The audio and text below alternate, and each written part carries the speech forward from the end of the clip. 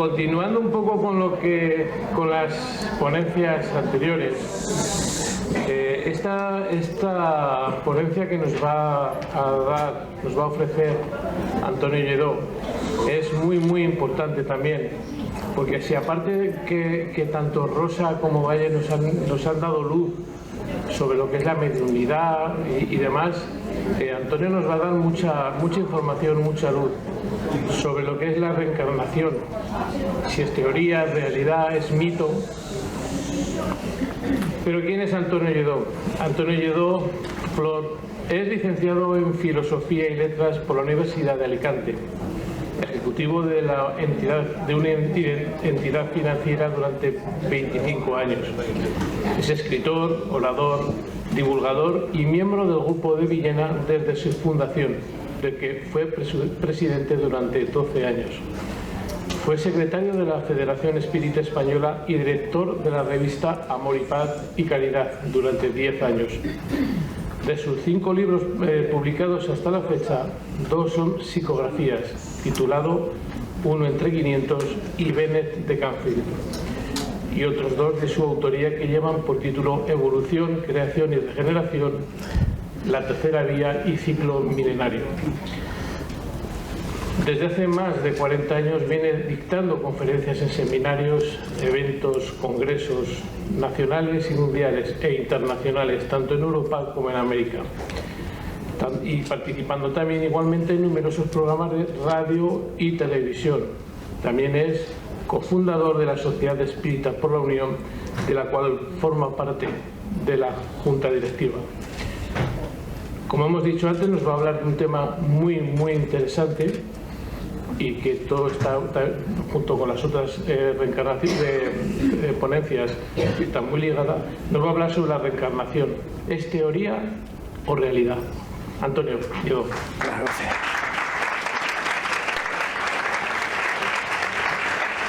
Vale. Bueno, muchísimas gracias a todos por la asistencia aquí, y sobre todo gracias a Benjamín, el gestor del tiempo. Claro. Cuando hace unos meses Benjamín y yo hablamos acerca de la conferencia y el tema que tenía que tratar en el Congreso, me vino a la mente precisamente la primera conferencia que yo di sobre este mismo tema de la reencarnación hace exactamente ahora 41 años. Y elegí para esta conferencia el mismo título con el cual ofrecí aquella conferencia en aquella semana parapsicológica donde tuve la oportunidad de participar y ofrecer este mismo tema. En 40 años es realmente sorprendente cómo evolucionan las ideas, cómo cambian las investigaciones científicas al respecto y de qué manera podemos hablar de una evolución de este concepto o esta ley universal que supone la reencarnación. Como pueden ver ahí, he colocado algunos nombres que creo que son de interés, que hablaron a lo largo de la historia de la reencarnación.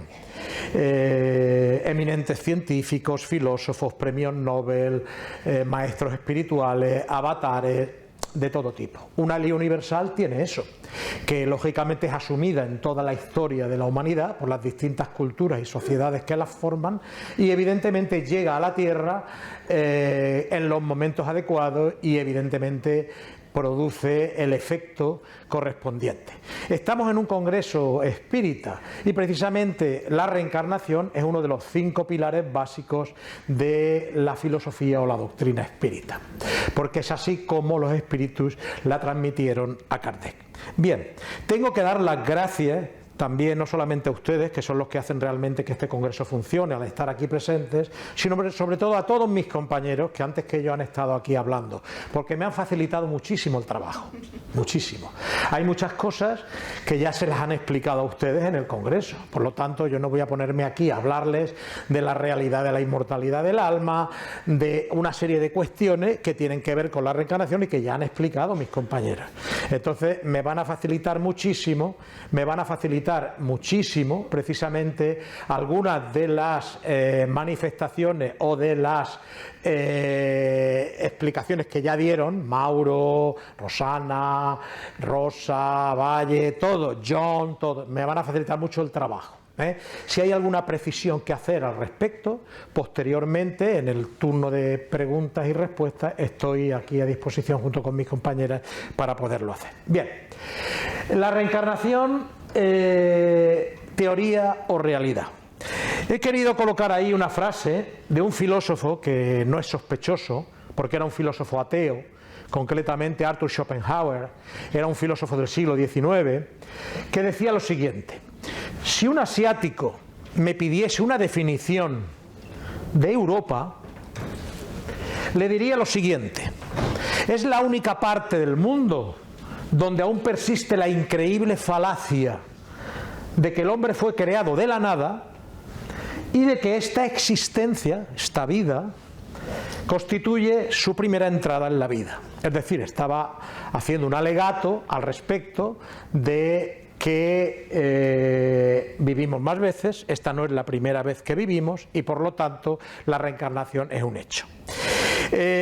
Lógicamente, Schopenhauer, como he dicho, no es sospechoso, porque él no creía en Dios, fue el autor de la filosofía del pesimismo en el siglo XIX, fue una de las mentes más privilegiadas, pero sí tenía una honestidad intelectual que no le impedía reconocer que en la gran mayoría del mundo la idea de la reencarnación era una realidad asumida por la cantidad de ideologías, culturas, filosofías, religiones a lo largo de la historia. La conferencia que hoy estamos dando aquí, esta ponencia que estamos dando aquí, voy a intentar hacerla lo más sencilla posible, pero hay momentos en los que tendré que utilizar algunos términos que evidentemente puedan ser no del todo comprendidos. La precisión va en contra del tiempo y lógicamente tenemos solamente una hora para hacer una exposición sobre la reencarnación cuando necesitaríamos un seminario de varios días para hablar de este tema. Porque hoy yo les voy a dar reseñas históricas sobre la reencarnación, les voy a dar evidencias científicas sobre la reencarnación, les voy a ofrecer argumentos filosóficos sobre la reencarnación, les voy a explicar cómo se reencarna y todo esto de una manera rápida y evidentemente cuando uno tiene que explicar las cosas de una manera rápida, la precisión se resiente y pueden quedar algunas lagunas en el tintero, pero para eso estamos luego, para poderlas aclarar. Bien, dicho esto, y avanzando en el tiempo, vayamos primero a las referencias históricas. Ahí ven arriba del todo una frase de Sócrates que recoge Platón, porque Sócrates no escribió nada, en el Fedón, 400 años antes de Cristo, y que reza así: las almas toman nuevos cuerpos para repetir una y otras veces sus vidas físicas, a fin de desarrollar las facultades de la psiquis y adquirir sabiduría. Esto figura, como digo, en el Fedón de Platón, 400 años antes de Cristo, y nos da idea de que ya en la filosofía griega de 4 siglos antes de Cristo, la idea de la reencarnación es una idea asumida. Yo siempre digo que el tratado de la inmortalidad del alma más exquisito que existe dentro de la filosofía universal lo encontramos en la muerte de Sócrates, relatada por Platón, cuando él habla y sus discípulos le preguntan sobre la inmortalidad del alma. Él va a tomar la cicuta, va a morir, y en esos momentos sus discípulos le preguntan sobre la inmortalidad del alma. Y ahí tienen ustedes, en ese tratado, todo un ejemplo extraordinario y maravilloso sobre los argumentos de la inmortalidad del alma, sobre los argumentos de la inmortalidad del espíritu. Pero bien, para lo que a nosotros nos interesa saber, el mayor filósofo de la historia, desde mi punto de vista, que fue Sócrates, nos hablaba precisamente en estos términos de la reencarnación. Las almas van al Hades, como se llamaba en la antigua Grecia, regresan del Hades y reencarnan y toman nuevos cuerpos para adquirir sabiduría, es decir, lo mismo que dice el espiritismo, para avanzar en el camino de la evolución del alma, para progresar, para eliminar las impurezas, los defectos e imperfecciones que traemos de vidas anteriores e ir creciendo, como nos decía ayer Mauro, elevando nuestro nivel de conciencia, nuestro nivel de energía, teniendo una mayor comprensión de nuestra propia realidad interior y del mundo que nos rodea, y de esa manera entendiendo en profundidad lo que somos, de dónde venimos y hacia dónde vamos. En el Oriente ayer nos habló Manuel Sanz del Bhagavad Gita. En los Vedas, en los Rig Vedas, tenemos referencias a la reencarnación múltiples. Hay un famoso diálogo de Arjuna con el dios Krishna, donde le explica el proceso de la reencarnación. No me puedo detener en esto, pero en los Vedas tenemos profusión de ideas acerca del karma, acerca del Atman, del Brahman, de todo lo que significa la rueda del samsara, de la reencarnación, que también retoma el budismo unos siglos después, y que evidentemente manifiestan todo un concepto profundo, no solamente religioso, sino espiritual y sobre todo sociológico, que llega hasta nuestros días, porque si ustedes van a la India verán que la civilización hindú todavía hoy, su concepto, su cosmovisión personal de la vida está imbuida muy fuertemente por el concepto de la reencarnación. Por lo tanto, es un concepto muy antiguo, en el hinduismo, en el budismo. En Grecia y Roma, pues en Grecia ya hemos visto el tema de Sócrates, de los platónicos, pero anteriormente a ello empieza todo con un señor que se llamaba Federices de Siro, que fue precisamente el filósofo que instruyó al gran maestro Pitágoras. Pitágoras fue heredero de la filosofía de Federices de Siro, y ahí ya se encuentra por Federices la doctrina de la transmigración de las almas, porque deben ustedes de entender que la reencarnación tiene muchas acepciones a lo largo del tiempo y no todas son exactamente iguales ni significan lo mismo. Tenemos, por ejemplo, el concepto de la transmigración de las almas, que era utilizado en la antigüedad por los órficos y los pitagóricos. Tenemos también, también por Platón, tenemos el concepto de la palingenesia, palin, término griego que significa de nuevo, y génesis, que significa nacimiento, nacimiento de nuevo. Eso significa la palabra palingenesia, y habla precisamente en la antigua Grecia de la reencarnación. Tenemos otra serie de conceptos que aluden al fenómeno de que un alma puede reencarnar nuevamente tomando nuevos cuerpos, ¿vale? En Roma, pues qué decirles, les podría hablar de Cicerón en la República, les podría hablar de Ovidio en la Metamorfosis, les podría hablar de Virgilio, el gran poeta, el gran escritor del siglo I. Todos ellos hablan de la reencarnación en sus obras, explican cómo es el proceso de la reencarnación, no se limitan exclusivamente a hablar de ella, sino que explican el proceso. El famoso mito de de Platón, de ese guerrero que muere, que lo queman en la pira y que realmente resucita, es una ECM de hace 2500 años, explicada por Platón. El famoso mito de yo les recomiendo que lo busquen y que lo lean. Él recupera la conciencia y explica cómo durante el tiempo que está inconsciente en esa ECM visita el Hades y se da cuenta de cómo son las almas clasificadas, de cómo vuelven a reencarnar, de cómo van unas para allá, otras para acá. Todo esto está escrito ya de hace muchísimos miles de años. Entonces, lo digo para que veamos que esta idea no es una idea nueva, es una idea tan antigua como el propio hombre y consustancial a la sociología y a la psicología del ser humano a lo largo de la historia. En el judaísmo y en el cristianismo también existen pocas referencias ortodoxas dentro del judaísmo a la reencarnación, pero sí existen referencias históricas y heterodoxas muy importantes acerca de la comprensión de la reencarnación por el judaísmo, y eso viene significado por la parte esotérica de la religión judaica, que es la Cábala. La Cábala, pues si ustedes no han oído hablar de ella, es la parte esotérica, oculta, que todo el judaísmo ha venido manteniendo a lo largo de la historia. Y ahí se habla, la reencarnación es el pilar básico que argumenta toda la cosmovisión y toda la teología judaica, pero solamente para iniciados, no para el pueblo. Dentro del cristianismo y relacionado también con el judaísmo, perdónenme que vaya tan rápido, pero es que no nos va a dar tiempo. Entonces, dentro del cristianismo y también relacionado con el judaísmo, no solamente tenemos todos los pasajes del Nuevo Testamento donde Jesús habla de la reencarnación, cuando se refiere a Juan, al que han cortado la cabeza y han hecho con él lo que han querido, pero yo os digo, él es el Elías que había de venir, es decir, está hablando de la reencarnación del espíritu de Elías en el espíritu de Juan el Bautista. Pero uno de los diálogos más interesantes y más bonitos que podemos encontrar en Juan, en el Evangelio de Juan, el capítulo 3, lo tenemos cuando ese sacerdote, cuando ese miembro del Sanedrín, Nicodemo, se acerca a preguntarle: Rabí, yo sé que tú vienes de Dios, porque nadie puede hacer lo que tú haces si no viene de Dios. ¿Dónde está el reino de los cielos? Y él les dice la frase que no sé si han leído abajo cuando he puesto. Al principio: para entrar en el reino de los cielos necesitas nacer de nuevo.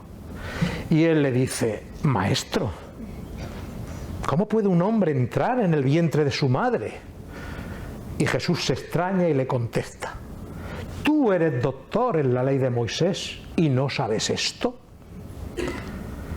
Es decir, le está diciendo a Nicodemo Jesús: tú que sabes de las leyes, de las tradiciones judías, ¿no conoces la reencarnación? Pues bien, te digo yo, para entrar en el reino de los cielos necesitas nacer de nuevo. ¿Por qué? Porque el espíritu es como el viento. Nadie sabe de dónde viene, preexistencia del alma, ni a dónde va, inmortalidad del alma. En esa frase el Maestro Jesús deja claramente definido: nadie sabe de dónde viene la preexistencia del alma, no sabemos de dónde viene el espíritu, ni a dónde va la inmortalidad del alma. En esa sola frase Jesús hace una referencia extraordinaria a la preexistencia del alma, es decir, que nuestra alma no se crea con el cuerpo, como nos dicen las religiones, sino que es preexistente a nuestra vida. Está hablando de reencarnaciones anteriores y es inmortal, es posterior a nuestra vida. Pues ese es el diálogo que tiene Nicodemo con Jesús y que yo les invito también a leer en el Evangelio, si quieren. Bien, al final tenemos a Kardec con la doctrina de los espíritus. Uno de los principios básicos de la filosofía espírita es la reencarnación. Porque la reencarnación es necesaria, según le dicen los espíritus a Kardec, para dos cosas: aprender y progresar, y expiar y probarnos. Expiar las faltas que traemos del pasado y probar nuestras fortalezas y probarnos a nosotros mismos en un proceso de evolución espiritual que nos tiene que llevar a un perfeccionamiento relativo, a una dicha, a una felicidad, a una paz, a un equilibrio mental, emocional y espiritual que nos permita consolidarnos y autorrealizarnos como personas. Bien, la frase famosa de Kardec la tenemos ahí abajo: nacer, morir, renacer y progresar siempre. Tal es la ley, y a esa ley nadie puede escapar. Bueno, hemos visto las referencias históricas rápidamente. Podríamos estar hablándole de muchas cosas muy importantes, de los neoplatónicos que también hablan en el siglo I, siglo II, Porfirio, Jámblico, muchos hablan de la reencarnación. Hay textos. El texto más bonito de la cábala judía, por ejemplo, no se elabora en el judaísmo, se elabora en el siglo XI aquí en España por un judío llamado Mosén. Y se trata del texto del Zohar. No sé si ustedes han oído hablar de él. El Zohar, ahí tienen ustedes una referencia maravillosa de toda la teología judía basada precisamente en la base de la reencarnación. Pero en fin, sigamos ahora con lo que yo les decía. Si con las referencias históricas podríamos haber dado una conferencia, ahora vamos a los argumentos filosóficos. Con cada una de estas pantallas podríamos estar hablando de mucho tiempo. Bien.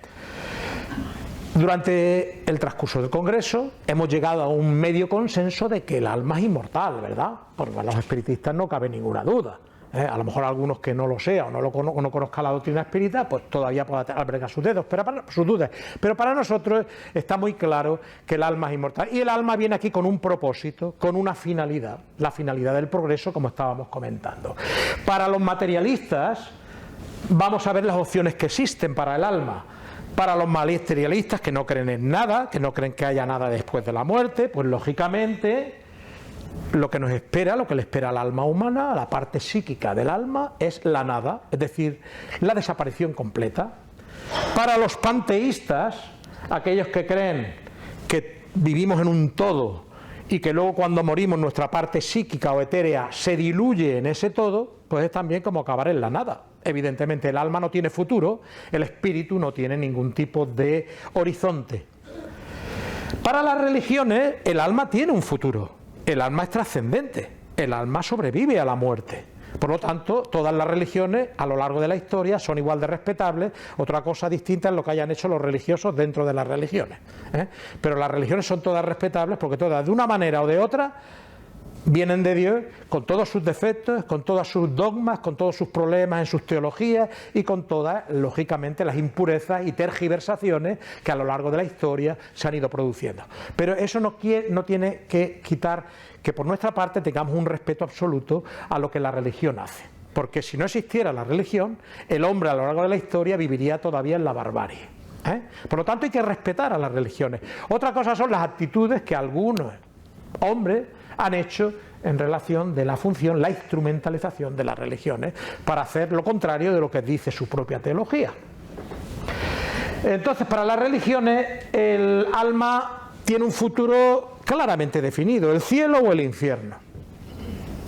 Evidentemente, si nosotros consideramos, como dentro del espiritismo así lo asumimos, que Dios es amor por encima de todo, un Dios amor no puede castigar eternamente a ninguno de sus hijos, como nosotros que somos padres nunca castigaríamos a ningún hijo nuestro a la eternidad. Por lo tanto, la doctrina de las penas eternas no tiene ninguna base ni filosófica, ni racional, ni ética, ni moral. Dios es amor y Dios nos provee y nos prevé de las herramientas que necesitemos para corregir nuestros errores. Somos responsables de nuestros errores porque nos crea con libre albedrío para poder decidir por nosotros mismos lo que queremos hacer, decantarnos por el bien o decantarnos por el mal. Ahora bien, no somos culpables, pero sí somos responsables. Ayer decía Mauro que la base de la doctrina de la reencarnación tiene un pilar, que es la ley de causa y efecto, y efectivamente es así. En el Oriente se habla de karma, en el Occidente y concretamente en el espiritismo hablamos de causa y efecto, y es así realmente. La doctrina de la reencarnación va acompañada de la ley de causa y efecto. Esta frase les sonará: quien siembra vientos recoge tempestades, quien a hierro mata, a hierro muere. Te están hablando precisamente de que la ley de causa y efecto se cumple siempre. Pero tiene una diferencia con la ley del karma. La ley del karma es acción, porque el vocablo karma significa eso mismo, acto, acción. Pero la ley de causa y efecto permite que el espíritu reencarnado rectifique y que las consecuencias de sus actos equivocados sean dulcificadas, rectificadas, cuando el espíritu se conciencia de su realidad existencial y empieza a cambiar interiormente para hacer las cosas bien. En el momento en que hace eso, en el momento en que comprende su esencia, el motivo del por qué está aquí, y que puede por él mismo, en base a su libre albedrío, decantarse hacia el bien y olvidar sus tendencias negativas y malsanas, en el momento en que hace eso está cambiando mediante esa ley de causa y efecto su futuro inmediato. Somos los dueños de nuestro destino. Dios nos otorga libertad, pero también nos da la responsabilidad de aquello que hacemos. El karma no. El karma te devuelve exactamente lo mismo que tú haces, mientras que la ley de causa y efecto, como los espíritus dijeron a Kardec, permite la rectificación. Y esto lo vemos también en la Biblia. Aunque haga referencias, por ejemplo, hay una frase de la Biblia muy famosa que dice: Dios no quiere el castigo del pecador, sino la remisión del pecado. Trasladándolo a nuestro lenguaje espírita, es lo que estamos comentando. Dios no castiga, Dios educa al espíritu que crea a través de sus leyes, lo reeduca, y para ello coloca la ley de causa y efecto y la ley de la reencarnación, porque la reencarnación son oportunidades que Dios nos da a todas las almas, a todos los espíritus, para ir corrigiendo todo lo que traemos mal de atrás y mutando, cambiando bajo nuestro propio libre albedrío por los valores superiores del alma, los valores superiores del espíritu, que como una semilla todos, absolutamente todos, tenemos en nuestro interior. De ahí que el maestro dijera, como ayer también se recordó aquí: vosotros sois dioses. Todo lo que yo hago vosotros lo podréis hacer el día de mañana, porque todos llevamos la semilla de Dios en nuestro interior, en nuestra conciencia. Lo que ocurre es que hay que desarrollarla. Una semilla no es un árbol frondoso. Una semilla necesita abono, necesita desarrollo, necesita transmutar las cualidades negativas que traemos del pasado, psicológicas, hábitos, patrones equivocados de conducta, espirituales, defectos, imperfecciones, egoísmo, orgullo, envidia. Todo eso que conforma la humanidad del ser humano se nos permite corregirlo a través de las vidas múltiples, a través de la reencarnación. El espiritismo ofrece pues un progreso indefinido y, como hemos dicho antes, reconoce la preexistencia del alma y, lógicamente, la inmortalidad de la misma. Perdón, que me he equivocado aquí ahora. Bueno, las dos cosas básicas principales a nivel filosófico que nos ofrece la reencarnación y que ninguna otra teoría, filosofía o idea nos permite comprender son las desigualdades humanas y la justicia divina. Esas dos cosas, si ustedes lo piensan bien, desigualdades humanas, porque uno viene rico, el otro pobre, porque uno nace, como decía anteriormente, vaya en un país o en un lugar donde no va a tener oportunidad de desenvolverse o desarrollarse, a pesar de que tenga unas capacidades innatas maravillosas, nace en un país pobre, en una familia desestructurada, en una familia violenta, donde son muchísimos hermanos, donde bastante tienen con procurarse el sustento diario y no pueden desarrollar sus capacidades que traen, intelectivas, morales, de todo tipo, Entonces, las desigualdades humanas solo se comprenden mediante la justicia divina a la luz de la reencarnación, porque cada cual recibe aquello que siembra en vidas anteriores. De ahí que veamos esos cuadros de dolor de personas que vienen con situaciones tan difíciles. Eso no forma parte de la injusticia de Dios, forma parte de la acción del hombre. Es decir, somos nosotros mismos los que recogemos nuestras acciones del pasado, las buenas y las malas. ¿Para qué? Para que nuestro espíritu comprenda interiormente en dónde debe corregirse. De ahí que yo he hablado de que la ley de causa y efecto no es una ley punitiva o castigadora, es una ley reeducadora. Una ley que educa, que corrige, que nos hace entender dónde nos estamos equivocando, y muchas veces tiene que ser, lamentablemente, a través del dolor. Porque ustedes saben que algunas de las patologías y de las enfermedades mentales hoy más famosas tienen que ver con la persistencia de muchas personas en trastornos obsesivos y en trastornos que tienen que ver con la repetición de la cual no salen nunca. Por ejemplo, aquella persona que vive en el pasado y no es capaz de vivir el presente y está pensando en la persona que murió, en aquella cosa que hizo mal, y toda su vida, toda su mente, todo su pensamiento, toda su emoción se encuentra vinculada a los errores del pasado. Una persona amargada que entra en estados depresivos, entra en estados de angustia, la persona que solamente piensa en el miedo del futuro, es decir, aquello que nunca le va a ocurrir, pero que ella piensa que le va a ocurrir de manera inmediata. Muchísimas personas viven en el futuro, pero con angustia, con ansiedad. Me va a pasar esto, mi hijo va a perder el trabajo, yo voy a tener una enfermedad. La mayoría de estas cosas, el 90 y tantos % de estas cosas nunca acontecen. Pero los hombres tenemos esa facilidad para angustiarnos por el futuro y martirizarnos por el pasado. Y lo que tenemos que hacer es vivir el presente. ¿Qué tiene que ver esto con todo lo que estamos hablando? Muchísimo, muchísimo, porque hay causas que provienen de las desigualdades humanas en el pasado y causas que son también en el presente. Cuando alguien adopta durante su juventud actitudes malsanas con su propio cuerpo, por ejemplo, sin darse cuenta a lo mejor, o por ignorancia o por error, vamos a pensar así, pues cae en la droga o cae en el alcoholismo, en otra serie de adicciones. Evidentemente, si no cambia y no corrige esa actitud, el día de mañana tendrá unas repercusiones físicas inevitables. Esas no son causas del pasado. Esas son causas del presente. ¿Por qué? Porque tenemos libre albedrío para decidir. Tenemos libre albedrío para saber que tenemos que cuidar de nuestro cuerpo, que tener un cuerpo saludable cuidando una alimentación, el físico, una serie de cosas, pero también lo más importante, tenemos que cuidar nuestra mente. Nuestros pensamientos y nuestras emociones están en la base principal de aquello que somos. Somos lo que pensamos, decía un gran filósofo. Y evidentemente es así, porque después del pensamiento llega la acción, y después de la acción llega el hábito, y después del hábito se conforma el carácter, como decía Aristóteles. Entonces, las desigualdades humanas hacen a muchas personas dudar de que exista Dios. Dios no es responsable de nuestra desgracia. somos nosotros mismos con nuestro libre albedrío. Ustedes saben lo que dicen hoy en día algunos de los psiquiatras y psicólogos más famosos, que nuestro nivel de conciencia depende precisamente de nuestra capacidad de discernimiento entre el bien y el mal. Lo oyes de un psiquiatra o lo oyes de un psicólogo y dices, vale, perfecto. O lo oyes, por ejemplo, de Carl Gustav Jung, que fue el padre de la psicología analítica, y te quitas el sombrero.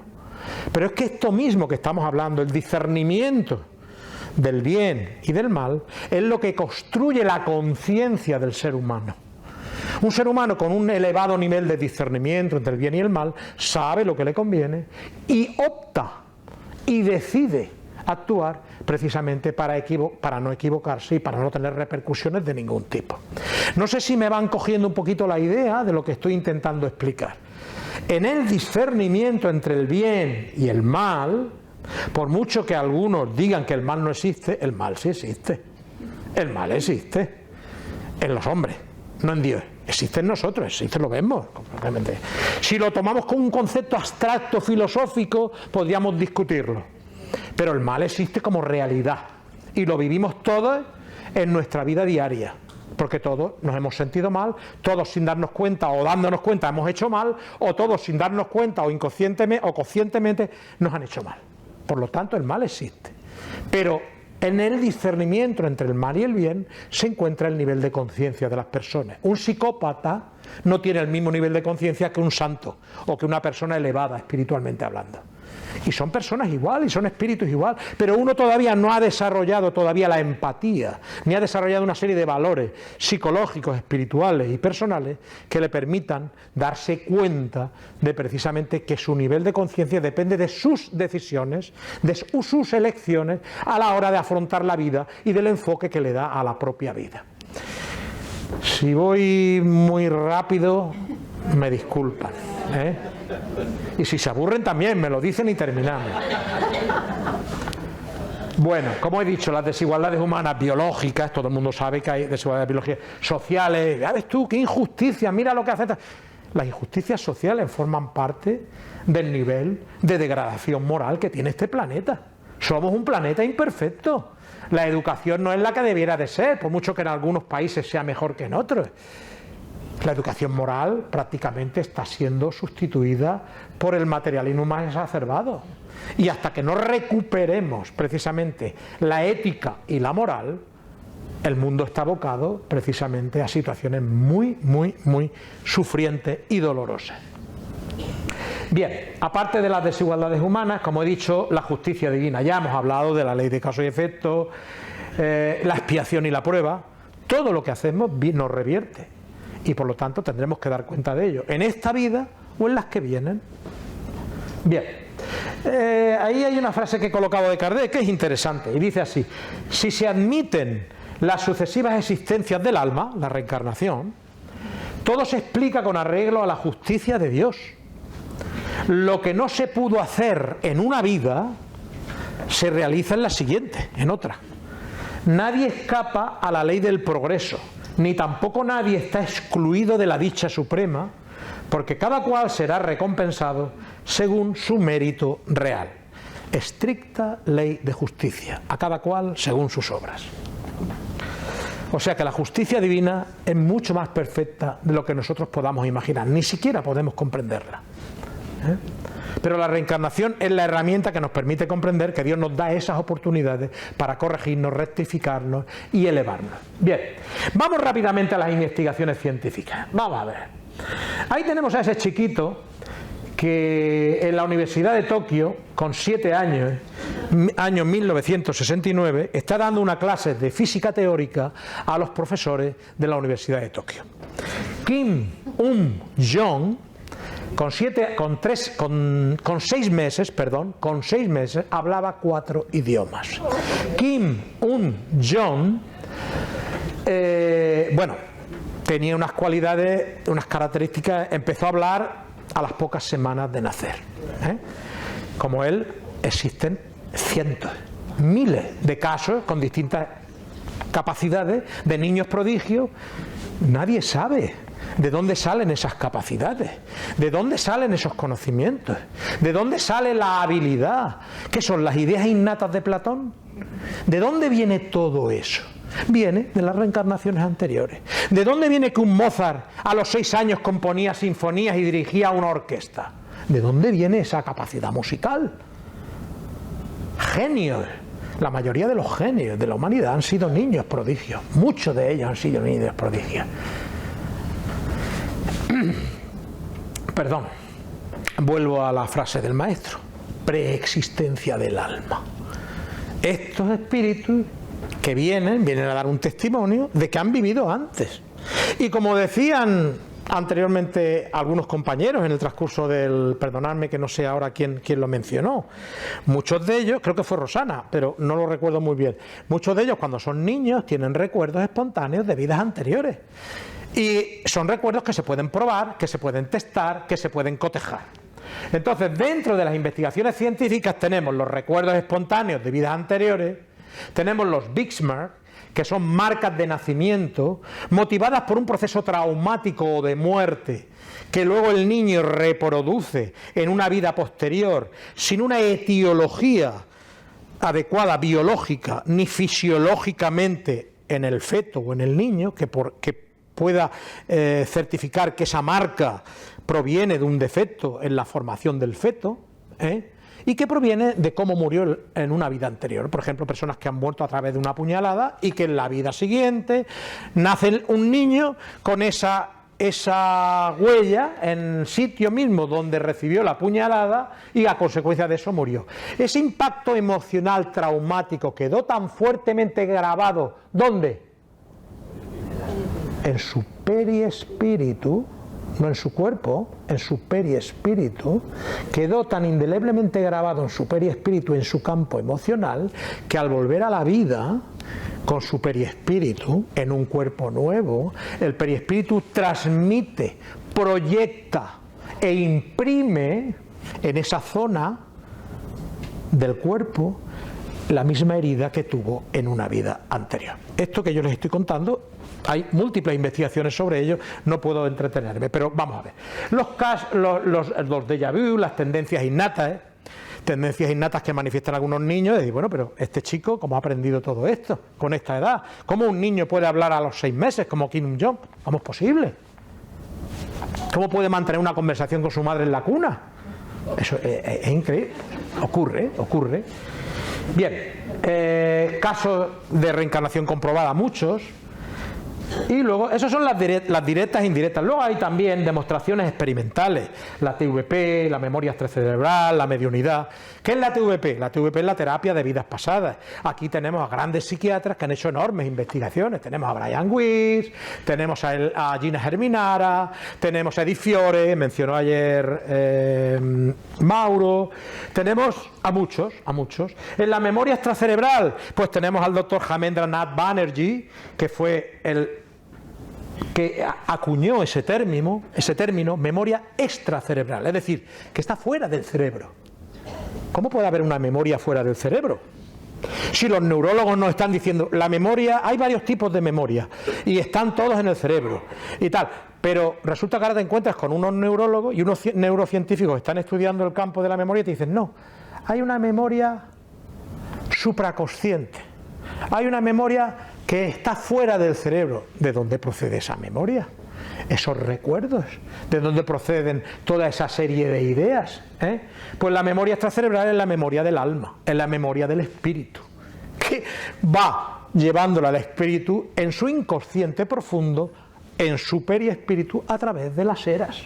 Todo lo que hacemos, todo lo que pensamos, todo lo que actuamos, las cosas más importantes sobre todo, quedan grabadas en nuestro interior.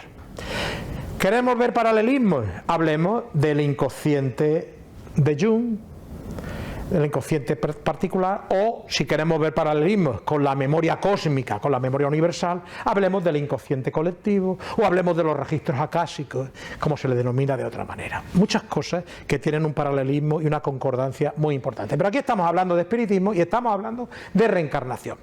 Memoria extracerebral, la mediunidad. A través de la mediunidad recibimos extraordinarias comunicaciones de espíritus maravillosas comunicaciones espirituales donde nos hablan de sus existencias anteriores, de quiénes fueron, de lo que hicieron, de cómo murieron, si se suicidaron, si hicieron esto, si hicieron lo otro, y algunas de esas informaciones pueden ser cotejadas mediante registros, en registros de la propiedad, en registros de información de personas que vivieron y tal.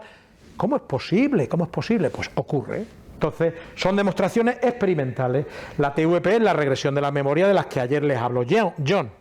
Por lo tanto, esto creo que no hace falta hablarlo más. Hay otras evidencias complementarias, como son la TCI. ¿Qué es la TCI? La transcomunicación instrumental. Pedro Amorós, que estuvo ayer aquí, es un especialista en esto. La transcomunicación instrumental es utilizar medios tecnológicos para contactar con el mundo espiritual. Las psicofonías, el espiricón, el vidicón, una serie de herramientas. Lo que todavía no saben o algunos desconocen dentro de la transcomunicación instrumental, algunos investigadores, es que ellos mismos, los que realizan esa investigación de transcomunicación instrumental, tienen una sensibilidad psíquica que les permite producir el fenómeno. Es decir, en líneas generales, son medium sin que lo sepan. Por eso se produce el fenómeno. Por eso hay tantos investigadores de transcomunicación instrumental que no tienen resultados, porque no tienen esa capacidad o esa sensibilidad. Mientras que hay otros que sí la tienen. Entonces el espiritismo va un poquito por delante de todo esto, me van a permitir la presunción. Es decir, cuando ellos quieren llegar, nosotros ya estamos de vuelta. Las OBE, Off the Body Experience, es decir, las experiencias fuera del cuerpo, bilocaciones, viajes astrales, todo esto también tiene mucho que ver con aspectos que tienen relacionados con la reencarnación. Las ECM, ayer hablamos de las ECM, tuvimos aquí al doctor Manuel Sanz hablando de las ECM, ¿no? Por lo tanto, ya tenemos claro que todos no morimos, que nuestra energía es inmortal y que nuestra energía, él la denomina supraconciencia, los espiritistas la llamamos espíritu. Él llama alma a lo que nosotros llamamos periespíritu. Y luego está el cuerpo biológico, que lo llamamos igual. Se trata de un cambio de nomenclatura, pero el espiritismo, en este campo, lleva desde el siglo XIX hablando de esto mismo, que yo les estoy diciendo aquí. Por eso es la filosofía espiritual más avanzada que podemos encontrar hoy en día. Filosofía espiritual. ¿Vale? Entonces, yo añadiría al concepto de energía una palabrita más, que la define, la amplifica y la clarifica. No somos solo energía, somos energía pensante. ¿Qué quiere decir eso?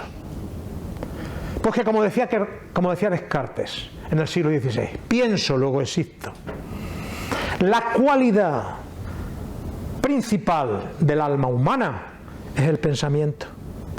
Y con el pensamiento sabemos que somos, que existimos y que vivimos.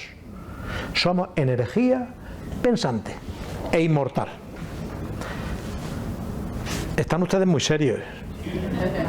Sí, Bueno, la experiencia en vidas pasadas son numerosas y es obvio que marca mucho saber que uno es inmortal y que va a renacer una y otra vez. ¿Quién lo dice esto? ¿Kardec? No. ¿Quién lo dice? ¿León Denis? No. ¿Quién lo dice? Lo dice el psiquiatra Brian Weiss, que fue en su momento jefe del Departamento de Psiquiatría del Monte Sinaí en Estados Unidos, uno de los hospitales de referencia más importantes. Brian Weiss tiene muchas obras, ustedes pueden leerla, bueno, pero él no hace más que confirmar lo que nosotros ya sabemos. No sé si alguno de ustedes, si es mayor y a lo mejor Pura, que está por allí, Pura seguro que la conoce, conoció a la doctora María Julia de Moraes Prieto Pérez. María Julia de Moraes Prieto Pérez era una psiquiatra brasileña que siguió la escuela de Morris Netherton y de algunos de los psiquiatras y Raymond Moody, que empezaron con la investigación de la terapia de vidas pasadas. Y María Julia pues investigó mucho en este campo y es una de las referencias dentro del mundo de la psiquiatría que habla de la terapia de vidas pasadas. Pero en fin, lo digo a título que es una espiritista. Es espiritista y aparte es psiquiatra y como esa tantas y tantas otras que hay. Bien, creo que no puedo entretenerme más en más demostraciones, porque si empezamos a hablar de todo esto no terminamos. Y además llevamos ya un tiempo, ¿eh? No he dicho nada. Tú no has dicho nada. Vale, seguimos para adelante. Vamos a la madre del Cordero. ¿Alguien les ha explicado a ustedes cómo se reencarna? Ustedes han oído hablar de la reencarnación, han oído hablar de las vidas sucesivas, pero ¿alguien les ha explicado cómo se reencarna? Lo vamos a ver ahora.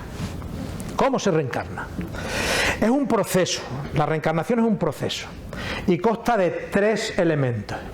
Un proceso biológico, un proceso psicológico y un proceso espiritual. Pero antes de ello hay una planificación previa por parte del alma que va a reencarnar, como ya lo dice Platón hace 2500 años en el mito de Er y en otros mitos. Hay una planificación previa de las almas que van a reencarnar, como ya explica él mismo. Aprender es recordar lo que uno ya sabe de vidas anteriores. Esa es una frase de Platón. Aprender es recordar. Entonces, dice Kardec, cuando el espíritu debe encarnar en un cuerpo humano, un lazo fluídico, que es la expansión de su periespíritu, lo vincula al embrión, hacia el cual se siente atraído por una fuerza irresistible desde el momento de la concepción. Es decir, la vida humana, por si alguien tiene alguna duda, lo digo para que les sirva a la hora de decidir o elegir en aspectos controvertidos o en dilemas ético-morales como el aborto. La vida humana empieza en la concepción. Todo lo que hacemos antes de la concepción, por ejemplo, a la hora de engendrar un hijo, pues hay personas que eligen su planificación familiar, es respetable perfectamente, y deciden no tener hijos y utilizan pues anticonceptivos, perfecto, no hay problema, anticonceptivo. Usted elige su planificación familiar, eso hay que respetarlo, cada cual, que haga lo que quiera. Ahora bien, todo lo que hacemos antes del momento de la concepción, la repercusión espiritual, moral, kármica o de causa y efecto es suave. Todo lo que hacemos después de la concepción, cortando la posibilidad de que un nuevo espíritu venga a la tierra a vivir sus experiencias, es un crimen. Estamos atentando contra la vida de un ser que viene y ya se ha comprometido y ya está unido a una primera célula que es el cigoto. ¿Vale? Ese es el punto de vista del espiritismo. Respetamos cualquier otra opinión, evidentemente, pero es que nosotros consideramos que la vida no es nuestra. La vida nos la da Dios y solamente tiene Dios la posibilidad de quitarla o no. Entonces nosotros no somos quienes para quitar la vida de nadie. Hay quien dice, algunas mujeres dicen, es que es mi cuerpo. Perdona, no es tu cuerpo. El cuerpo de ese niño ya está vinculado a un espíritu diferente al tuyo, desde el momento de la concepción. Es un ser que tú estás llevando en tu cuerpo. Evidentemente, claro que sí, por supuesto que sí. Y al que quieres, y al que amas, o al que deberías de querer, o de amar, o de respetar. Pero lo que muchas veces las personas no entienden es que ese niño no viene por casualidad, que nadie reencarna por casualidad. Eso es lo que no se entiende. Todo el mundo que va a reencarnar desde el momento en que se produce una concepción es algo que está preparado anteriormente espiritualmente. No es un azar, no es una circunstancia de vida, no, hay una planificación previa. Unas veces el espíritu que reencarna interviene en esa planificación y otras veces no interviene. Eso va en función de su grado de elevación o de evolución espiritual. Vayamos al proceso. Proceso biológico, aproximación y ligazón, concepción y desarrollo. Al igual que antes han explicado cuando han hablado de la mediunidad, cómo el espíritu se acerca y entra en contacto con el medium, en el proceso biológico de la encarnación, evidentemente hay una fecundación, una concepción realizada por un espermatozoide y un óvulo. Pero mucho antes de eso, como existe una preparación espiritual para que ese ser reencarne, ese ser, el espíritu de ese ser es acercado al psiquismo de la madre, al periespíritu de la madre. Y el que se ha acercado no quiere decir que entra en el cuerpo de la madre, no, es acercado. Entiéndanme bien las palabras. Se acerca al periespíritu de la madre. Y llega un momento determinado que empieza una aproximación una magnetización energética del periespíritu del que va a reencarnar al periespíritu de la madre, y que se suele realizar fundamentalmente en el aparato genésico materno, que tiene su correspondencia con el periespíritu, porque ustedes han oído hablar en este congreso de que el periespíritu es una copia del cuerpo físico pero energético. Entonces, el periespíritu de la madre, en su parte genésica, donde se ubica el chakra genésico, el kundalini, ahí tiene una serie de energías que son las que controlan toda la cuestión genésica. Y ahí es acercado el periespíritu del ser que va a reencarnar. Acercado. ¿Para qué? Para que él, con su magnetismo, el magnetismo y su energía personal, va magnetizando las energías de los óvulos maternos, ¿vale? Esa es la aproximación. Luego llega la ligazón. ¿Cuándo se produce esa ligazón? Muy sencillo. Cuando el óvulo está, digámoslo así, preparado, cuando el óvulo está preparado, ustedes saben que se produce una carrera frenética de 200 millones o más de espermas por ver quién fecunda el óvulo. ¿Cuál es el esperma que llega? Pues el esperma que llega es aquel que el óvulo atrae por vibración y frecuencia energética y que más afín es con él. ¿Qué quiere decir? El óvulo, a raíz de la magnetización del espíritu reencarnante, le dota de una energía elevada, si se trata de un espíritu elevado, o densa y baja si se trata de un espíritu de baja condición moral, o media, como quieran ustedes.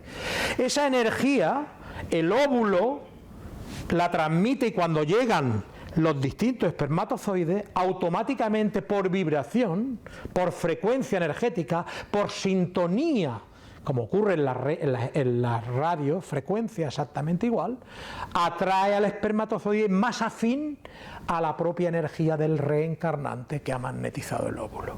De forma que se cumplen dos premisas. La primera,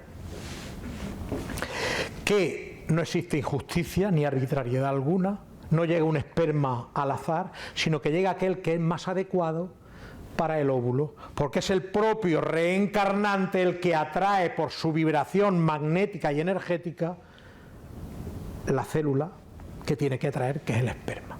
Y se cumple la segunda premisa, de la que ya hablaba uno de los padres de la Iglesia, concretamente Orígenes, en el siglo II. Cada cual recibe el cuerpo que merece en función de sus previas acciones. ¿Qué quiere decir esto? Quiere decir que la reencarnación ni es casual, ni es accidental, ni obedece al azar. Obedece a una perfecta planificación espiritual que es coordinada por entidades espirituales encargadas de hacer ese trabajo. Entonces, cuando se produce la concepción, en ese momento se produce lo que se denomina una especie de psicorragia energética. Hay quien la ha llamado el Big Bang de la vida. Cuando el esperma penetra en el óvulo, se abre el campo dimensional de la parte espiritual y ahí se integran dos células diferentes y forman una sola célula. La célula del óvulo, la célula del esperma, forman una célula que se llama el cigoto, que posteriormente, con el paso del tiempo, esa única célula irá desdoblándose con la mitosis, irá formando otras células especializadas de los distintos órganos y tejidos que forman el cuerpo humano. Esa es la manera en cómo el espíritu que reencarna siempre atrae sus propias características, de forma que un espíritu malvado, un espíritu negativo, un espíritu de baja condición moral atrae una célula conforme a su naturaleza moral y espiritual. De forma que ese espíritu, cuando desarrolla en el feto y en el vientre de la madre sus características, pues evidentemente el día de mañana van a nacer con las mismas características que tenía antes de encarnar en el plano espiritual. Si era un espíritu elevado, elevado; si era un espíritu malvado, malvado. Y va a seguir manifestando, como ahora vamos a ver en la parte psicológica que viene a continuación, va a seguir manifestando precisamente los patrones de conducta, los hábitos que ya trae de vidas anteriores en la vida actual, porque es el mismo. Está tomando un nuevo traje que está desarrollando y está, digámoslo así, creciendo dentro del vientre de la madre, que es la parte biológica, pero su condición espiritual y psicológica es la misma que tenía en vidas anteriores. ¿Qué ocurre a nivel psicológico? Bueno, hay una turbación y pérdida de conciencia del espíritu reencarnante, lógicamente se reduce vibratoriamente para poder entrar en la célula, eso está ya demostrado y hay muchos estudios al respecto. Hay también en esa pérdida de conciencia algo muy importante, que es que en función de la evolución y el adelanto moral o energético de ese espíritu, puede incluso tener esa turbación de conciencia incluso varios meses después y colaborar con su propia reencarnación, o si se trata de espíritus medianos como somos nosotros o espíritus de baja condición, no se les permite eso, porque hay espíritus de baja condición que ni siquiera quieren reencarnar y son obligados a reencarnar, obligados, porque han hecho tanto daño y tanto mal donde se encuentran y siguen haciéndolo, que la ley llega a un momento determinado en que limita su tiempo y los obliga a reencarnar para que empiecen a darse cuenta de cuáles son las cosas que no deben de hacer y rectificar y expiar las faltas y los errores cometidos en vidas anteriores. La justicia es perfecta. Psiquismo materno e inconsciente. El psiquismo de la madre es la base mediante la cual ese nuevo ser que está ligado, ojo, está ligado al periespíritu, no me vayan a confundir la idea. El espíritu no está incorporado en el cigoto, ni en el feto, ni en el embrión. Es periespíritu, como dice Kardec ahí arriba, un lazo fluídico que es la expansión de su periespíritu. Eso es lo que conecta, lo que transmite el espíritu a través de ese lazo fluídico que es el periespíritu al feto y al embrión. Pero no es el espíritu, no hay un espíritu dentro del niño, no. Está el periespíritu de un ser que está fuera, al lado de la madre, y que va a reencarnar. Y que tarda 9 meses en realizar ese proceso. Bueno, el psiquismo materno es la base, como dijéramos así, el recipiente que permite al niño poco a poco ir recuperando dentro del vientre de la madre su propia estructura psíquica. Nunca la pierde, porque la estructura psíquica va dentro del periespíritu. Las condiciones, como no sé qué han dicho anteriormente, han sido Valle o no sé quién ha sido, las condiciones morales, la inteligencia, la voluntad, todo eso forma parte del alma, no está en el cuerpo ni está en el perispíritu, forma parte del alma, es nuestra propia identidad la que se va transfiriendo y va llegando a donde tiene que llegar. Entonces ahí tenemos que el psiquismo materno, como ya demuestran hoy los psiquiatras y los psicólogos prenatales concretamente, tiene una influencia importantísima. Y también el del padre, lo que pasa que mucho menos, evidentemente, pero también tanto el vínculo que se establece entre el psiquismo materno y el niño es tremendo. Y permite en ese receptáculo durante esos 9 meses que el niño va sintiendo las emociones de la madre. No tiene un proceso cognitivo porque no tiene todavía desarrollado su cerebro para pensar, pero sí tiene el lenguaje de la emoción. Cuando la madre está perturbada, está angustiada, está ansiosa, el feto lo nota. Cuando la madre está alegre, está contenta, el niño lo nota. Hay un vínculo tan estrecho a raíz del psiquismo materno con el niño que es realmente una maravilla. Es una obra de Dios extraordinaria. Bueno, podríamos estar hablando de mucho más. El olvido del pasado se produce cuando nos reducimos vibratorialmente y perdemos la conciencia temporal de nuestras vidas anteriores y de nuestros actos anteriores, porque debería de ser así. Bien, y porque, digámoslo así, que entre las muchas cuestiones que permiten que el olvido del pasado sea una dádiva, es porque no nos permite turbarnos ni perturbarnos con los actos criminales o equivocados que hicimos en el pasado y que nos impedirían evolucionar en esta vida.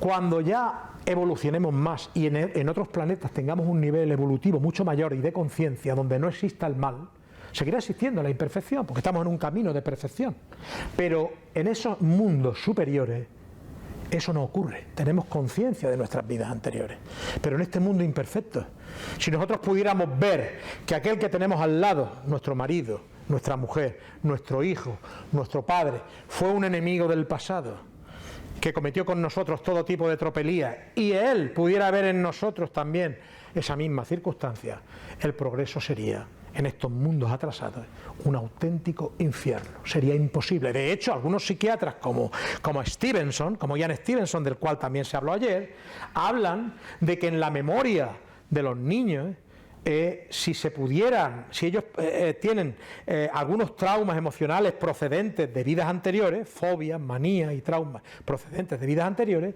precisamente, y que eso debe de seguir ahí resguardado, porque en los mayores se pierde esa situación, y si eso pudiera aflorar, sería imposible que la persona pudiera gestionar su vida como si fuera un borrón y cuenta nueva, que es lo que en realidad ocurre, aunque todas esas experiencias están grabadas en nuestro inconsciente profundo.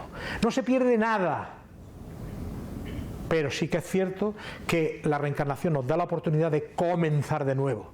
De ahí la misericordia divina en el aspecto de la reencarnación. Vamos al proceso espiritual. La programación ya la hemos hablado, una programación espiritual antes, que se prepara antes de venir, todos preparamos, como también se dijo ayer, el lugar donde vamos a reencarnar, la familia con la que vamos a venir, los padres que vamos a tener, todo eso se programa, todo eso se establece. Hay veces que somos conscientes de ello y otras veces que no. Cuando se reencarna de forma automática, obligados por las circunstancias de nuestra baja condición moral, pues evidentemente no tenemos acceso a ello. Tenemos que ir a donde los mentores espirituales que se encargan de ese tipo de trabajo y de ese tipo de técnicas, los espíritus dedicados a eso, realizan su trabajo y nos colocan en el lugar que mejor es para nuestro progreso y evolución futura. La impresión genética es muy importante. Bueno, todos ustedes saben que la genética tuvo su boom desde que Crick y Watson descubrieron el ADN en 1964. Pero qué barbaridad, qué barbaridad. Me van a permitir los científicos, pero lamentablemente a veces nos confunden. Se toman supuestos científicos como evidencias y hechos probados. Y uno de ellos es la genética. La genética, lógicamente, claro que es importante, es importantísima, pero no tiene la importancia de condicionamiento o determinismo como se le ha dado. ¿Qué quiero decir con esto? Que durante 40 años nos han estado vendiendo de que la genética iba a ser la panacea, iba a arreglar todas las enfermedades, que cuando se hiciera el cromosoma, cuando se descubriera el genoma humano, todos íbamos a tener nuestro carné genético y no habían a existir enfermedades porque podríamos prever las enfermedades con antelación. De eso hay algo de verdad, pero hay mucho de falacia y mucho de mentira. Nos decían que, claro, nuestros genes eran genes ciegos que articulaban toda nuestra evolución, nuestro pensamiento, nuestra manera de actuar. Pensemos por un momento. Si yo dependo de unos genes ciegos que ni siquiera conozco, desde ese momento me han quitado mi libre albedrío. No tengo opción para elegir. Lo más importante del ser humano, que es la libertad de poder elegir, se me constriñe con el determinismo genético y otros determinismos ya clausurados, como el que había en la física cuántica y que fue desterrado a través de Heisenberg y Einstein. No existe el determinismo en este aspecto que estamos hablando.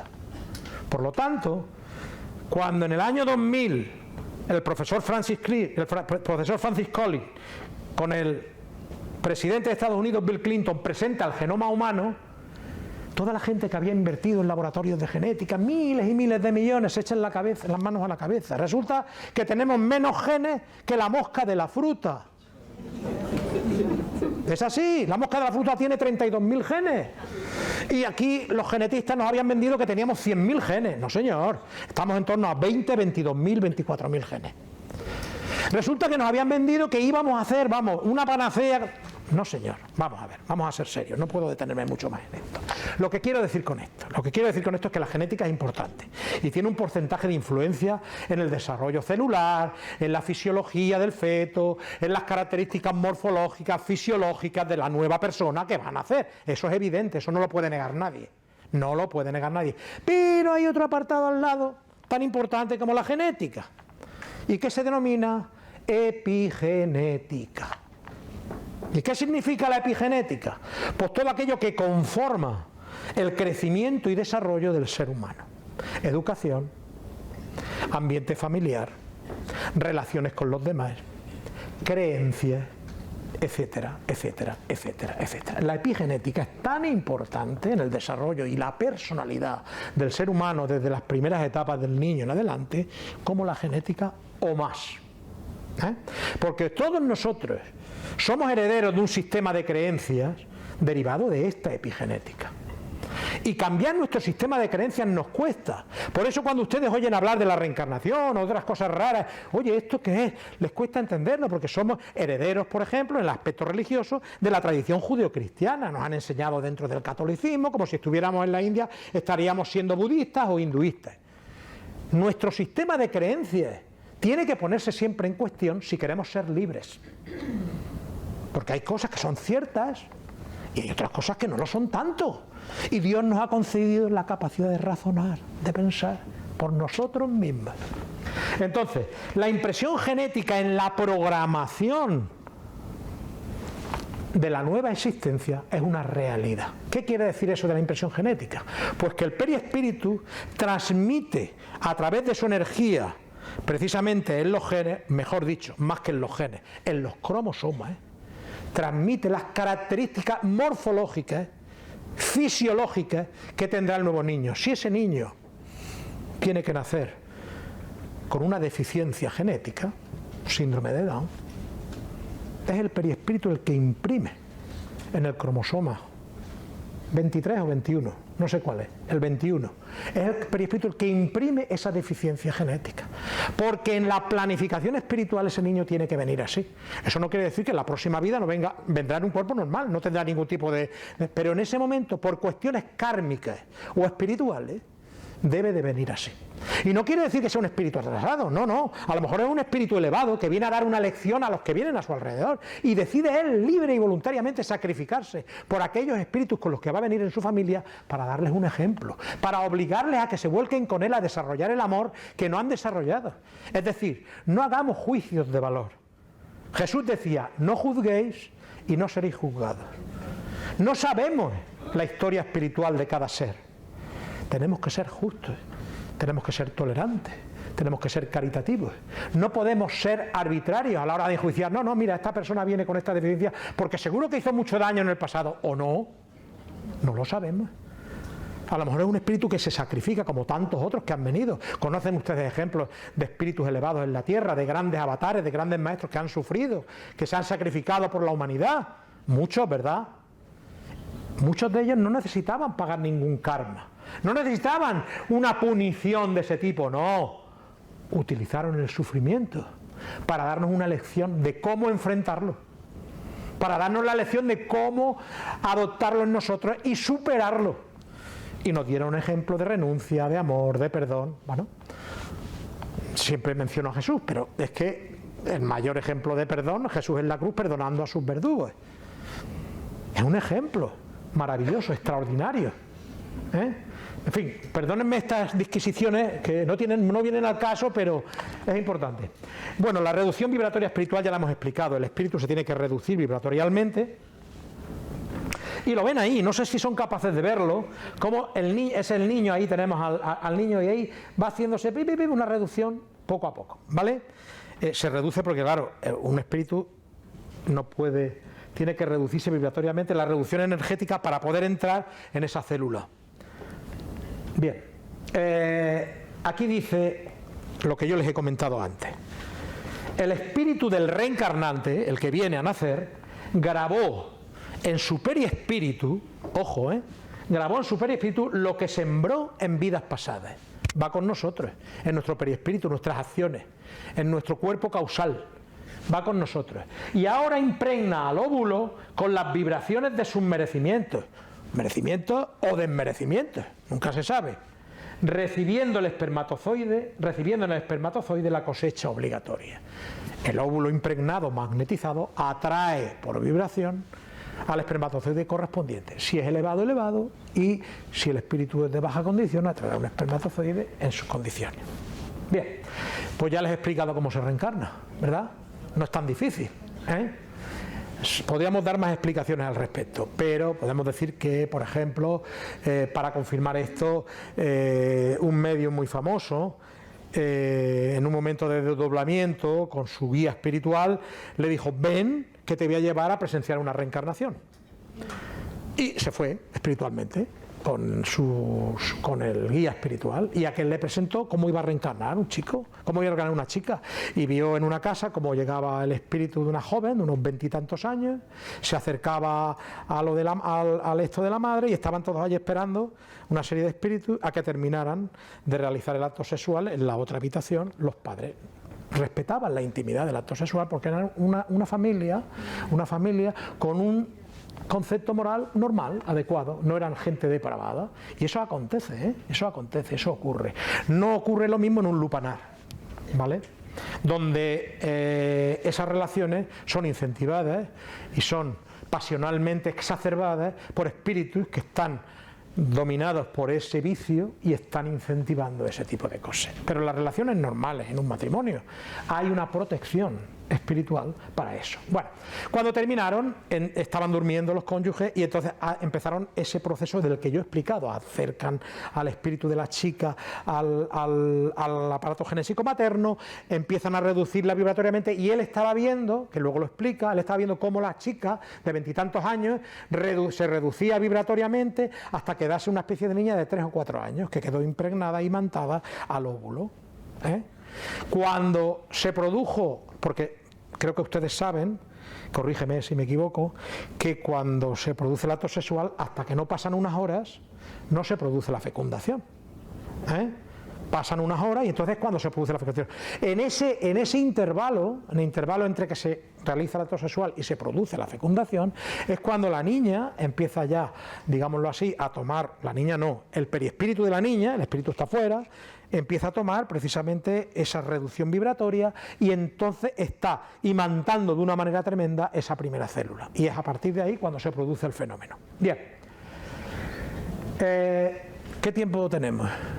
5 minutos. Pues entonces esta pantalla me van a disculpar, pero me la voy a saltar. Me la voy a saltar porque Con propina, va. me das una propina. ¿Pero de cuánto? ¿Otros 5? 10. 10 Bueno, minutillos. vale. Vamos a ver. Utilidad de la reencarnación. Cuando uno comprende la reencarnación en profundidad, se da cuenta de una cosa maravillosa.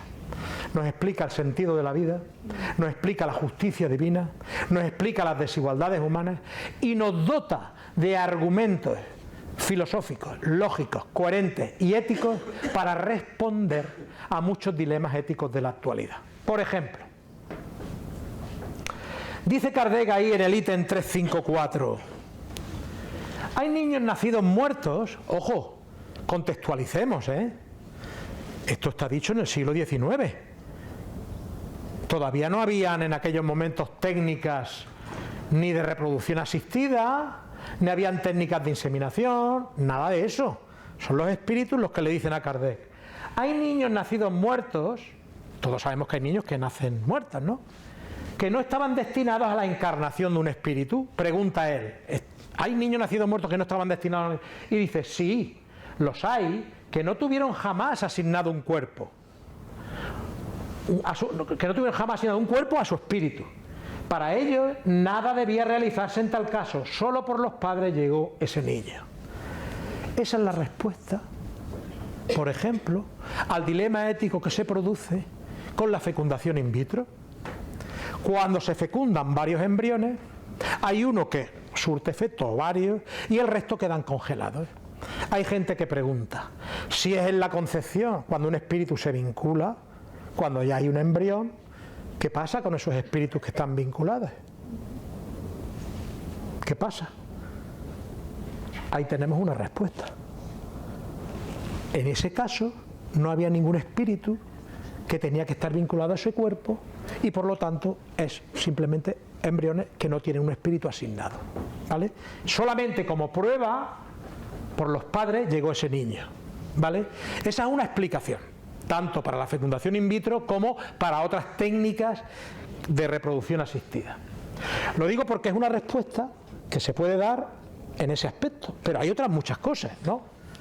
El aborto y el suicidio, yo no voy a hablar aquí del aborto y del suicidio, ustedes lo saben, pero la reencarnación te explica y te da constancia lógica, ética y moral de por qué el aborto es un crimen y por qué el suicidio es un atentado contra la ley de Dios. Y te ayuda a tomar una decisión. Sexo y reencarnación, hay gente que lo confunde todo y confunde el sexo con amor, el amor con el sexo, y son cosas completamente diferentes. El sexo es una función extraordinariamente elevada que Dios pone en la condición humana cuando crea el hombre, precisamente para no solamente la reproducción, sino para algo mucho más importante, para mantener la especie, pero algo mucho más importante, para lograr el equilibrio de la evolución psíquica y evolución espiritual. Si ustedes han oído hablar de los arquetipos de Jung, concretamente el animus y el ánima, sabrán que son las dos características arquetípicas de Jung que definen. El animus define la característica psicológica masculina en la mujer y el ánima define la característica psicológica femenina en el hombre. Todos tenemos las dos, porque todos reencarnamos unas veces de hombre y otras veces de mujer. Todos tenemos las dos. ¿Qué es lo que ocurre? El sexo, el uso del sexo, simplemente como aspecto de amor, de afecto, de cariño, de ternura con una pareja, de simbiosis, digámoslo así, no solamente biológica o física, sino espiritual, es importantísimo, es extraordinario, porque permite que vayamos desarrollando aquellas cualidades que nos faltan de animus o de ánima dentro de nuestra estructura psicológica. Y el equilibrio más perfecto es cuando ya después de muchas reencarnaciones y de mucha evolución espiritual y moral vamos elevando nuestra conciencia y vamos equilibrando las características del animus y el ánima. ¿Y cuáles son esas características? Pues las del ánima tan claras: la ternura de la mujer, el afecto, la sensibilidad, la intuición, el cariño. En el hombre la decisión, la energía, la fuerza, tal. Eso tiene que equilibrarse. Y llega un momento determinado en cuando el espíritu humano reencarna muchas veces y se eleva y va alcanzando niveles espirituales superiores, el ánimo y el ánima se equilibran. Y da igual, porque psicológicamente viene un ser psíquicamente perfecto, integrado no solamente a nivel psicológico, sino a nivel espiritual. Porque ya ha evolucionado espiritualmente, ha desarrollado esas cualidades, esos valores del espíritu y ha liberado precisamente la parte negativa, ha adquirido las cualidades de ambas. ¿Vale?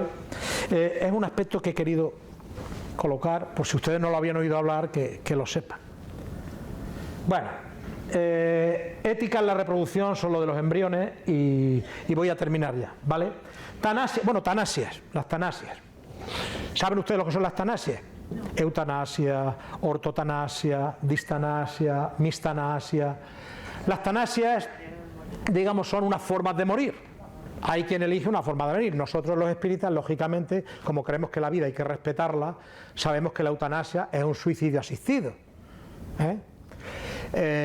Bueno, respetamos otros criterios, pero consideramos que nadie puede quitarle la vida a nadie, y eso está bien claro en el libro de los espíritus, porque solamente un minuto de sufrimiento que tenga la persona, pues evidentemente le sirve de ayuda en el proceso de depuración del alma a través del drenaje que se realiza en el cuerpo. Ahora bien, esto no quiere decir que seamos masoquistas.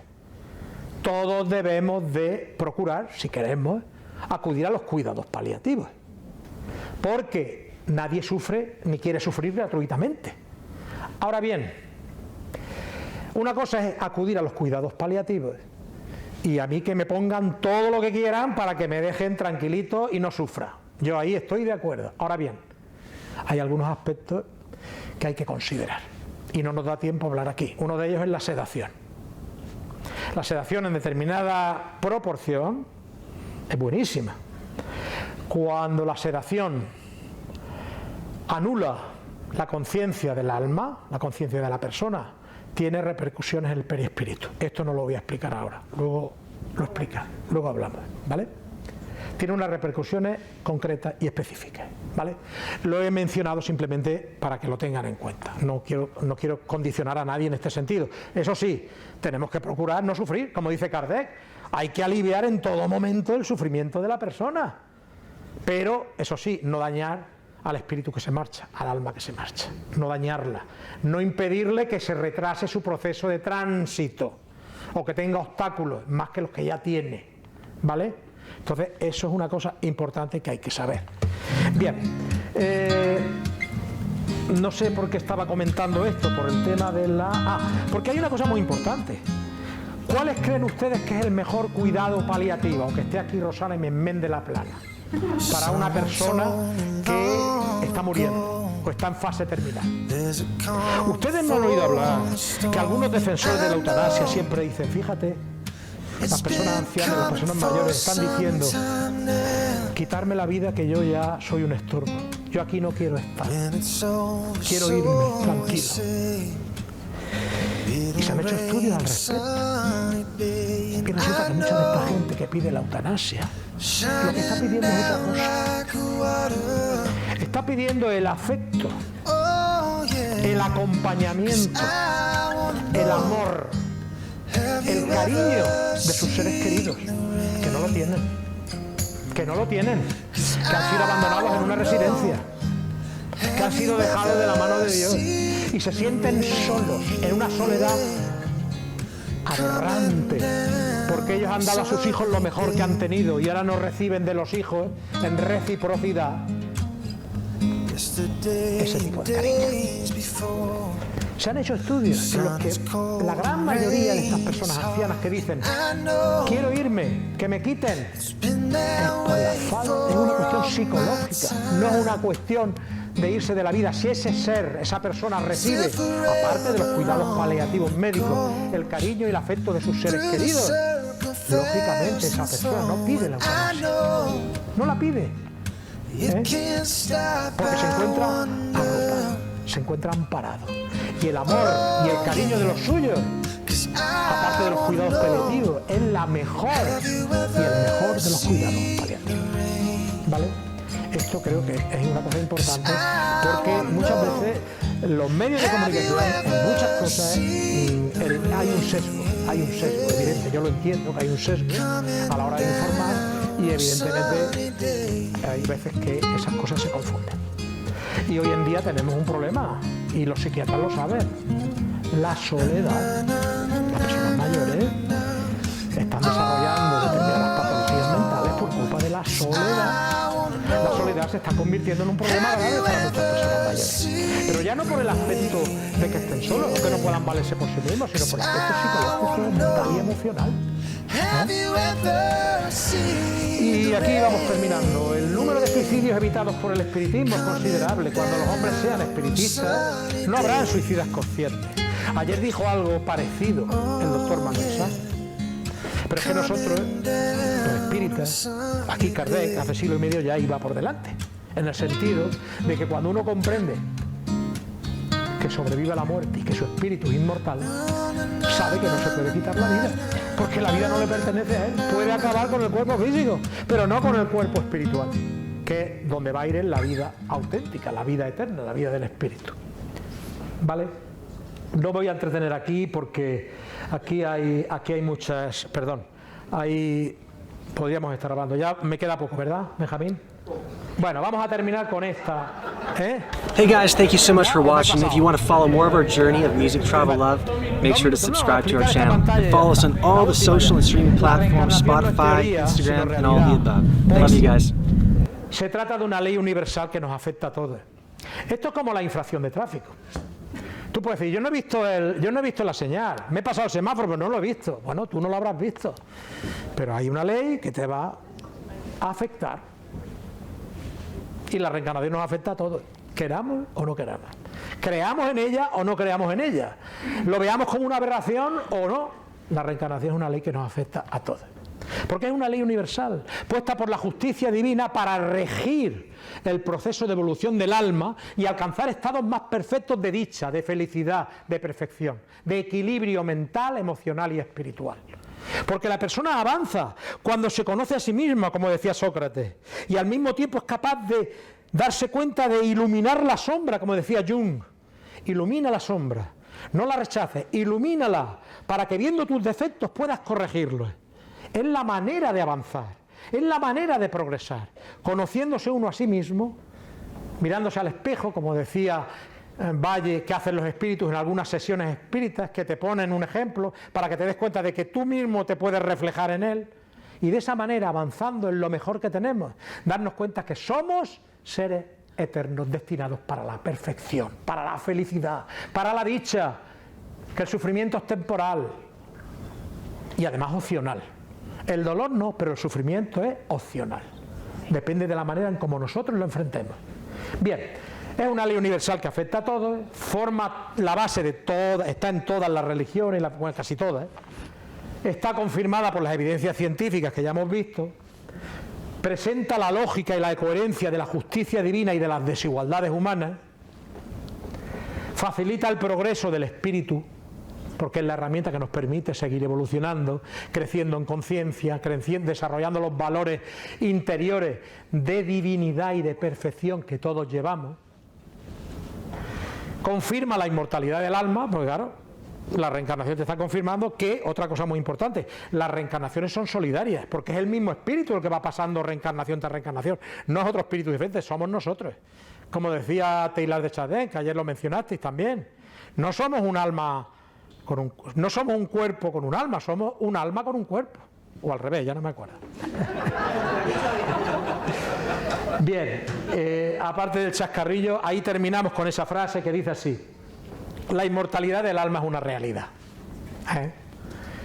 La reencarnación la confirma y aclara que la vida real es la vida del espíritu, porque pasamos más tiempo en el plano espiritual que en el plano físico. Entre reencarnación y reencarnación pasamos bastantes años, muchas veces.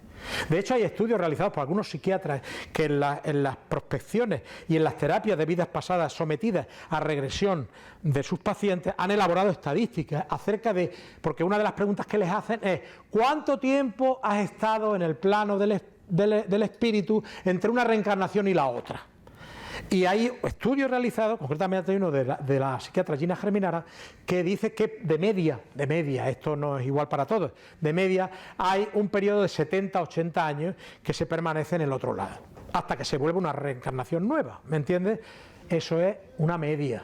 Hay quien reencarna a las pocas horas o a los días de haber desencarnado, ¿me entiendes? Y hay quien tarda cientos de años, incluso siglos, en reencarnar nuevamente. No es una regla fija, depende de la evolución de cada ser, de cada espíritu. No hay una reencarnación igual a otra, como igual que no hay una muerte igual a otra, ¿vale? Entonces, el propósito de la reencarnación, como vemos ahí abajo, es el progreso del espíritu, del alma, vida tras vida. Aclara la justicia divina, aclara nuestro origen, de dónde venimos, y nuestro destino, hacia dónde vamos. Y con esto damos por terminada la charla. Muchísimas gracias.